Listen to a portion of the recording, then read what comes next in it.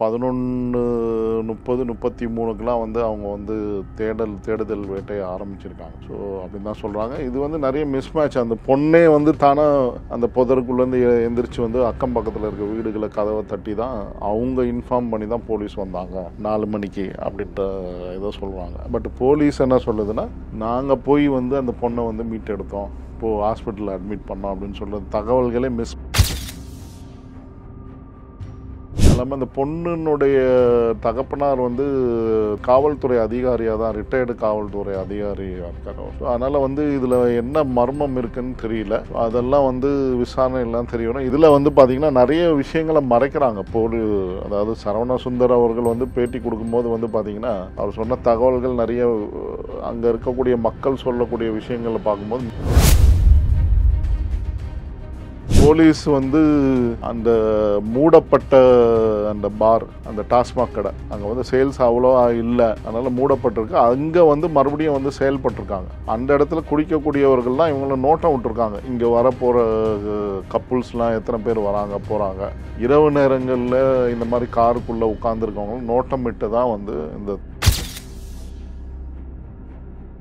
மது போதை அது வந்து கண்ட்ரோல் பண்ணணும். ஏன்னா குறிப்பிட்ட நேரத்துக்கு பிற்பாடு வந்து பார்களை வந்து திறந்து வச்சிருக்கிறது தான் இது இந்த குற்றங்கள் அதிகரிக்கிறதுக்கு வாய்ப்பு. அது இல்லாமல் பரவலாக இன்றைக்கி வந்து சென்னையில் வந்து பார்த்திங்கன்னா, சென்னை சொல்லலாம், ஒரு பார்க்கோ இல்லைன்னா அந்த ப்ளே கிரவுண்டோ அங்கேயே வந்து ஒரு கூடாரமாக இருக்குது. விசமிகள் இந்த மாதிரியான போதை வஸ்துக்களை விற்கக்கூடிய விசமிங்களுக்கு கூடாரமாக விளங்கி கொண்டு இருக்கிறது play ground. Chennai corporation play ground, park, இந்த மாதிரி இடங்கள்லாம் அதான் நடக்குது. ஸோ அதனால்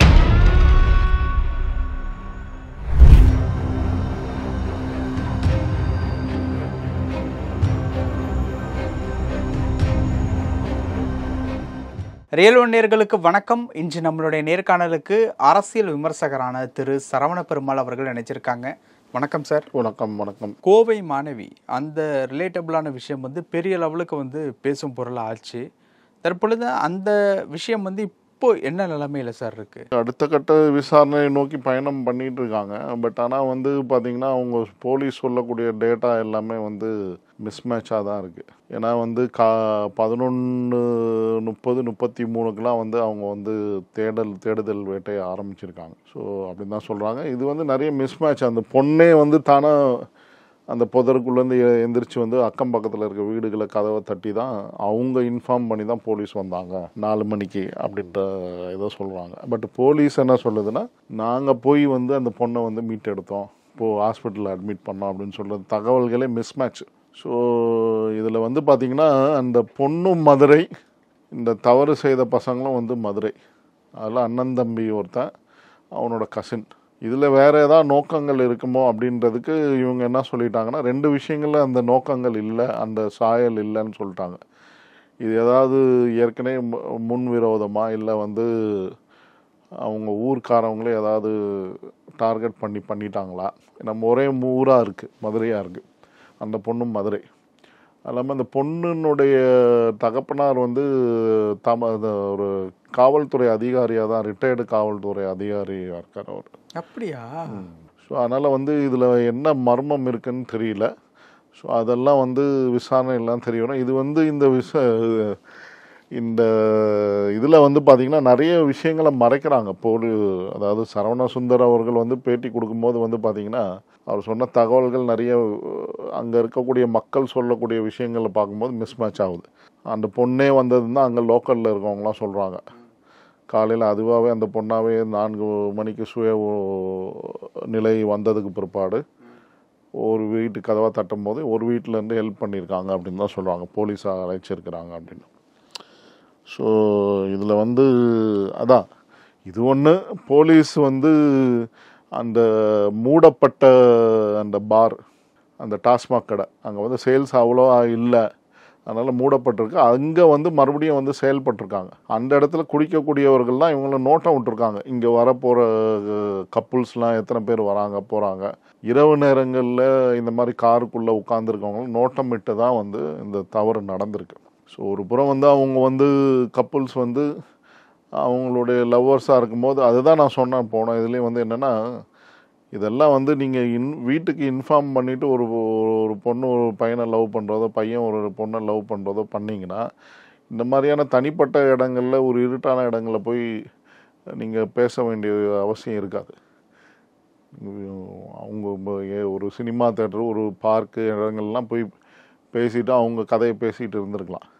பட் இங்கே பேச வேண்டிய அவசியம்னா வீட்டுக்கு தெரியாமல் இந்த காதல் நிகழ்வு நடந்திருக்கு. அதுதான் நம்ம பார்க்கணும். ஸோ அவங்க மேலே குறை சொல்ல முடியாது. பட் இருந்தாலும் அப்பா போலீஸ் அப்படின்னா அப்போ அப்பாவால் பாதிக்கப்பட்ட அந்த குற்றவாளிகள் ஏதாவது அதுதான் விசாரணையில் தெரிய வரணும். இந்த வேட்டையாடு விளையாடு படம் மாதிரி இருக்க அதுதான் அவங்களால பாதிக்கப்பட்ட அதான் இது மாதிரி நான் சிவப்பு மனிதன் அப்படின்ற மாதிரி அந்த கதை மாதிரி தெரியுது. ரஜினியா விஷால் இந்த மாதிரி ஏதாவது ஒரு இன்சிடென்ட் இருக்குமா அப்படின்றதான் நம்ம இதில் பார்க்கணும். ஏன்னா அந்த ரெண்டு மூணு பேருமே வந்து டெஃப்ட், மர்டரு, அது இல்லாமல் அவங்க போன பைக்கே வந்து 3D தான் போயிருக்கானுங்க. எக்ஸல் தானே சார் அது வண்டி? தெரியல பட் பைக்கு அதனால் வந்து அந்த வண்டி வந்து திருடப்பட்டு தான் எடுத்து போயிருக்காங்க. ஸோ அதை வந்து கண்டுபிடிச்சிருந்தாலும் இதை தவிர்த்துருக்கலாம். ஸோ முக்கியமான காரணம் வந்து பார்த்திங்கன்னா நம்மளுடைய அவர் யார் இப்போ நம்மளுடைய சீஃப் செக்ரட்டரியாக இருக்கக்கூடிய முருகானந்தம் சார், அவர் இப்போ ஒரு அழைப்பு விடுத்திருந்தார். எப்போ நம்ம இந்த ஞானசேகரன் இன்சிடெண்ட்டுக்கு அப்புறம் வந்து பார்த்திங்கன்னா இந்த பாலியல் தொந்தரவுகள்லாம் நிறைய நடக்குது அப்படின்ற ரீதியில் வந்து ஏற்கனவே வந்து பல ஆண்டுகளுக்கு முன்பாக 2013-14 நினைக்கிறேன் நான் படிச்சிருக்கேன், பத்திரிகைகள்லாம் வந்தது. ஜஸ்டிஸ் சுவாமிநாதனா யாரோ ஒருத்தர் அதை வந்து ஒரு கேள்வியாகவே எழுப்பியிருக்கார்.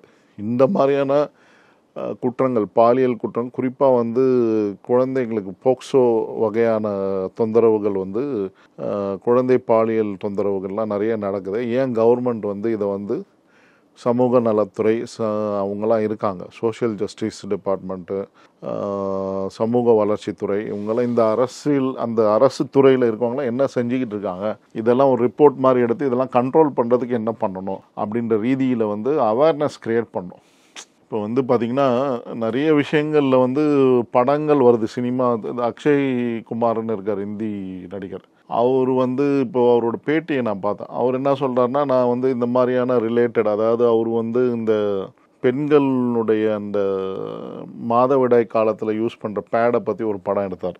அந்த படத்தில் நடித்து அதில் வந்து அவேர்னஸ் க்ரியேட் பண்ணார். அது இல்லாமல் வந்து மாஸ்டர்பேஷன் பற்றி ஒரு படம், அது ஏன் அந்த மாதிரி செக்ஷுவல் விஷயங்களை படுத்து அதில் ஒரு படம் அவேர்னஸ் க்ரியேட் பண்ணியிருக்காரு. இந்த மாதிரியான அவேர்னஸ்லாம் கவர்மெண்ட் க்ரியேட் பண்ணோம். அதெல்லாம் வந்து இந்த மது போதை அது வந்து கண்ட்ரோல் பண்ணணும் இவங்க. ஏன்னா குறிப்பிட்ட நேரத்துக்கு பிற்பாடு வந்து பார்களை வந்து திறந்து வச்சுருக்கிறது தான் இது இந்த குற்றங்கள் அதிகரிக்கிறதுக்கு வாய்ப்பு. அது இல்லாமல் பரவலாக இன்றைக்கி வந்து எங்கள் சென்னையில் வந்து பார்த்திங்கன்னா, சென்னையை சொல்லலாம், ஒரு பார்க்கோ இல்லைன்னா அந்த ப்ளே கிரவுண்டோ அங்கேயே வந்து ஒரு ஒரு கூடாரமாக இருக்குது. விஷமிகள், இந்த மாதிரியான போதை வஸ்துக்களை விற்கக்கூடிய விஷமிகளுக்கு கூடாரமாக விளங்கி கொண்டு இருக்கிறது play ground. Chennai corporation play ground, park, இந்த மாதிரி இடங்கள்லாம் அதான் நடக்குது. ஸோ அதனால் இதெல்லாம் தவிர்க்கப்படணும். இதெல்லாம் கண்ட்ரோலில் கொண்டு வந்தீங்கன்னா அதெல்லாம் வந்து ஆட்டோமேட்டிக்காக வந்து அந்த தவறுகள் நடக்காது.